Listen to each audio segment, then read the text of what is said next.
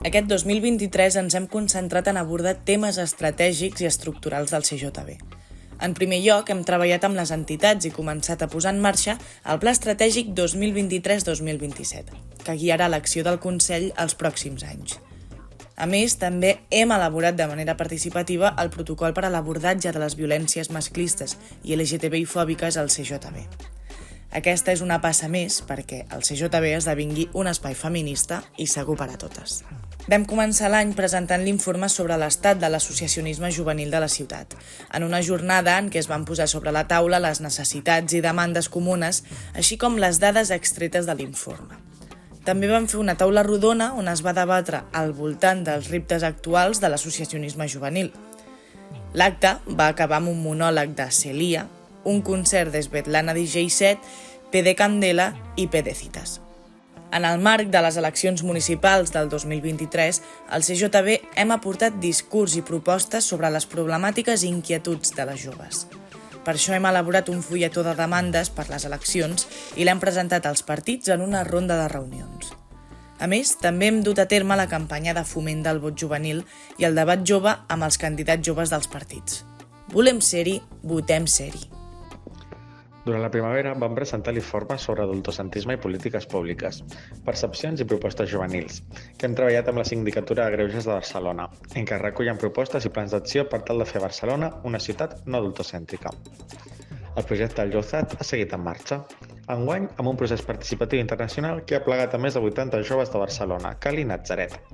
La part del procés que corresponia a Natzaret ha patit dificultats perquè l'estat colonial d'Israel està cometent un genocidi a la Franja de Gaza i atacs brutals a Cisjordània i Palestina. També en el marc del Llozat hem dut a terme una activitat intergeneracional en què ens hem preguntat si l'espai públic és habitable per totes. Ho hem fet aplegant diferents organitzacions i entitats i hem reflexionat sobre les discriminacions que es donen a l'espai públic, sobretot per raça i per edat. En l'àmbit de la salut ho tenim clar. Avortament és autocura, no demanarem perdó. Aquest és el nom de la campanya que hem treballat amb el Centre Jove d'Atenció a les Sexualitats. Una campanya que pretén cuidar-nos parlant d'avortament, no amagar-nos-en, teixir xarxes de suport i de garantia de drets i posar al centre relats no estigmatitzadors ni culpabilitzadors. Aquest 2024, més i millors projectes. Aquest 2023, al CRAG hi ha hagut més de 700 usos del lloguer i cessió de material, sobretot d'equips de so, il·luminació i màquines de xapes. A part, al CRAG hi trobareu materials per a poder fer els vostres concerts, xerrades, cercaviles, exposicions.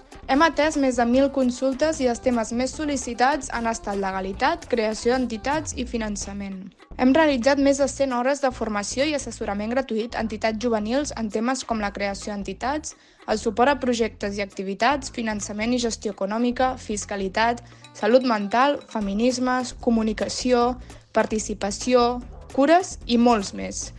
També s'ha implementat la formació per territoris, formacions programades a cada districte on només es poden inscriure les entitats d'aquest. S'han dut a terme en 4 districtes i s'han dut a terme al voltant de salut mental i la de la conducta alimentària, temàtiques seleccionades per les entitats. Pel que fa a les temàtiques de les formacions, aquest any n'hem incorporat de noves, com la sonorització d'esdeveniments, seguretat i excursionisme, detecció i abordatge de TCA, acompanyament de la salut mental. Per tal d'ampliar els nostres recursos, també hem estrenat nous acompanyaments en gestió de conflictes, agressions masclistes i violències contra la infància i l'adolescència. A més, hem fet una revisió de comunicació del CRAG i de l'espai físic per fer-lo més proper per a les entitats. A partir d'ara, també podreu conèixer les treballadores del CRAG als destacats d'Instagram. Aquest 2024, a l'Espai Jove La Fontana, hem continuat apostant pel treball comunitari, acostant l'equipament al territori. Hem teixit noves aliances amb entitats del districte, com poden ser el Gimnàs Popular de Gràcia, la Plataforma d'Entitats Juvenils o Feministes de Gràcia. Hem celebrat la 3a edició del Gràcia Zona Zero.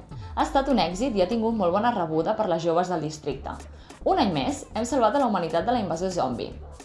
L'exposició d'art feminista ha celebrat la seva 4a edició. En aquesta convocatòria artística que fem en el marc dels actes del 8 de març, visibilitzem per tot l'Espai Jove a la Fontana les obres de joves creadores de Gràcia i Barcelona. Continuant amb els projectes artístics, aquest any de Fira Mostra't ha fet 5 anys.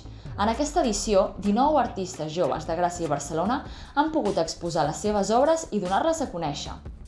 Hem estrenat El Castell, un nou projecte de podcast. Durant l'any hem acollit un total de 5 projectes residents i un parell de sessions puntuals. Entre altres, hem acollit Final de Mes, el podcast d'emancipació del CJB. Hem omplert l'espai de trobada de l'Espai Jove amb la Xerrateca, un espai dinamitzat amb l'Aquí t'escoltem en què parlem de temes diversos mentre berenem. La plaça també està plena de vida amb una nova edició del cicle de cantautores.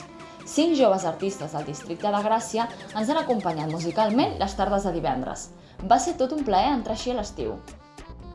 Un any més, al Punt Info Jove hem liderat la jornada d'instituts, unes trobades entre els centres educatius i els serveis juvenils del districte d'on han participat un centenar de persones entre alumnat i professorat. A més, hem estat presents en diferents centres educatius del districte de Gràcia on hem impartit diferents tallers sobre sexualitat, educació emocional, orientació acadèmica o mobilitat.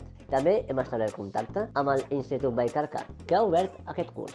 També hem participat en la cursa d'orientació de la Taula Benestar i Barri, on 240 estudiants de quart d'ESO van passar per l'Espai Jove de Fontana per dur a terme diversos tallers sobre sexualitat. També centrat amb l'alumnat hem celebrat l'informe de la xarxa PIG i hem dut a terme el de tu a tu, on hem posat en contacte antigues alumnes de famílies professionals amb estudiants d'ESO i batxillerat que volen dur a terme aquells estudis. Per acabar, hem celebrat la tercera edició del cicle sobre TCA i grassofòbia, un espai molt potent que va comptar amb la presència de moltíssimes activistes i referents en aquest àmbit. Tot això ho hem fet mitjançant treball de xarxa i de territori, contactant amb noves entitats i recursos. Aquest any en concret hem treballat amb la maternal de la Fundació Maria Reventós i amb Barcelona Actua.